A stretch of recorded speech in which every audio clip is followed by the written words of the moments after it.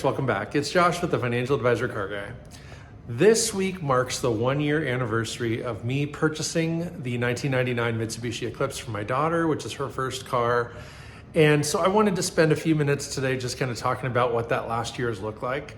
I counted back 15 episodes over the last 12 months have been focused on that car. More exclusively than others. Some were just, I touched on the car real briefly, but the episode was based around the car. So for example, when I painted the interior, that was about the car. I also did a DIY video on how to paint your interior. And obviously I used the same car. So I am counting that as one of the 15, but basically 15 episodes to kind of show the progress of the car, where it began and where it is done. So with that, it is done. I know I've said this a couple of times, there's just tiny minor little things to tweak with, but the car is done. We're done spending money. I do still have the stock front seats and the stock hood, but those are the last two parts to go away. I've got them for sale on Facebook Marketplace as well as Craigslist, and those are really the last two pieces. I do still need to tint the back window, and I'm just waiting for the weather to warm up to do that. But otherwise, the car is done. Again, we're done spending money. So basically, the whole year we spent planning, plotting, and working on this car. Things like painting the body kit and getting it the rest of the way installed, buying the wing, wrapping the wing, mounting the wing, redoing the entire interior, adding a touchscreen radio with subwoofer and amp, wrapping the carbon fiber hood, painting the wheels, getting new tires, using spacers on those wheels to get the right proper stance. You know, lots of things we've done to this car. And at the end of the day, you know, I'm gonna show you guys here before and after photos. And quite frankly, I think the car's come a long way. It's exactly what my daughter wanted. She helped plot this thing out from the beginning. I kind of gave her my 2 cents, gave her some thoughts, some ideas, showed her some pictures, and then basically said, hey, this is what I'm capable of. What do you want to do? And fortunately, she loved just about everything I proposed to her. And at the end of the day, I think she's just as thrilled, if not more thrilled with the car than I am. So with that, you know, I guess I don't have a lot to go into. I mean, again, I think buying the car, fixing everything that we needed to do, you know, we bought a battery and we did some routine maintenance to the car as well. But most of it was just getting it to look the way she wanted it, both interior and exterior. And then I spent a lot of time trying to sell off all the old parts. So if you guys remember, the car came with Lambo doors. They weren't installed on the car, but it came with those scissor lift hinges. You know, the prior owner basically told me he tried to install those and the fenders wouldn't bolt back up correctly. So he said, well, I didn't really want to modify anything. They didn't bolt on quite as simply as I thought, so I didn't use them. Fine. I was able to paint the rear bumper. If you guys remember, I did an episode about how it didn't fit all that great. I think there's a lot more to it than that. I think if I had really worked at it, maybe had better mounting reinforcements and things like that for the new bumper, maybe that bumper would have fit better. But it didn't, and so we didn't want to mess with it. My daughter was not really wanting me to screw around with it forever. And I didn't really want to screw around with it forever either. So I went ahead and put the stock bumper back on and sold that aftermarket one and didn't get a ton of money for it, but I got it out of my garage. So that was a win. Again, the last things were the purple hood and the front bucket seats, because we have since replaced all that, which is cool.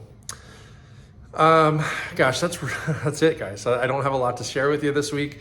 I just thought it was cool that it's been 1 year that car has been in our lives, and just the transformation it's made in those 12 short months. It does not feel like very long ago I was driving home with that car. You know, one thing is kind of interesting about it is we've had that car literally 1 year and 1 or 2 days. We literally just had the 1 year anniversary a couple days ago. I think I've put 30 miles, 40 miles on that car in a whole year, guys.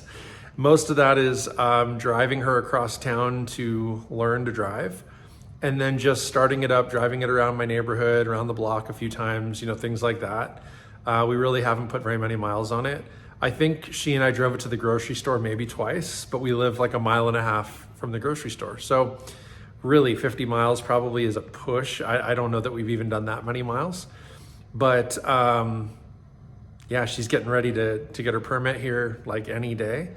And she turns 16 in just under 6 months. So she's hoping that this summer she'll have her license and can be driving the car.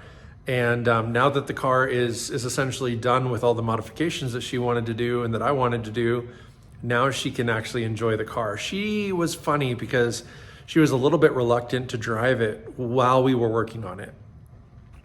I'm a firm believer in having a drivable project car. I think that's super duper important because I don't like having a car sit stagnant. If I can drive it, I want to. If I, even if it's just driving it in and out of the garage, starting it up, hearing it run, driving it around the block, whatever it is, I think it's really important as opposed to just letting a car sit and die. And, I think with her car, it's been a little bit of a give and take. I've not wanted to let it sit as much as it has. I would really appreciate driving it and putting some miles on it. And she was like adamant, Dad, no, I don't want you driving it around town. I don't want people to see it until it's done. It's a bright purple car, folks. People will see it, right? And to her point, she didn't want her friends to see her dad driving around in this car. She posts about it on Instagram and TikTok and whatever else. And so people know it's here in Redmond. It's like a Central Oregon car now. And it's one of those things that she just didn't want me to be driving it. She wants to be the one to unveil it to her friends, her classmates, her school, all those things. And I respect that. I think that that's fine. I think that's great. But at the same time, it has been sitting a lot more than I would have liked. So I've had to add some gas a couple of times, just because we're not keeping it totally full. Otherwise, we'd have bad gas in there, and that's no good. So I'm adding it like a gallon at a time, and again, just driving it around the block. I don't know, man. But again, over the course of the last year, we've had a blast with this car. It's safe to say that it is done. I'm not going to do another episode once we do tint that back window. It's just not going to be worth it. But what I will do is if we ever do any other modification or do anything different to the car, you guys will be the first to know. I'm going to film episodes about it and stuff, and it will still be in the background. It'll still be a part of the garage and the life and all those things. But this is truly, I think, the final video that is about that car. So comment down below. Let me know, what do you guys think? Did it turn out okay? Would you have done it the same or would you have done it different? Is there anything that you'd like me to still do or undo? I don't know. Time will tell. We may get bored with it as it sits and maybe it gets painted a different color, or maybe we wrap it, or who knows. But for now it's done. We've had it a year and I'm excited to see her start learning to drive a little bit more on that car. So with that, may every investment you make be a good one. I'll see you next time.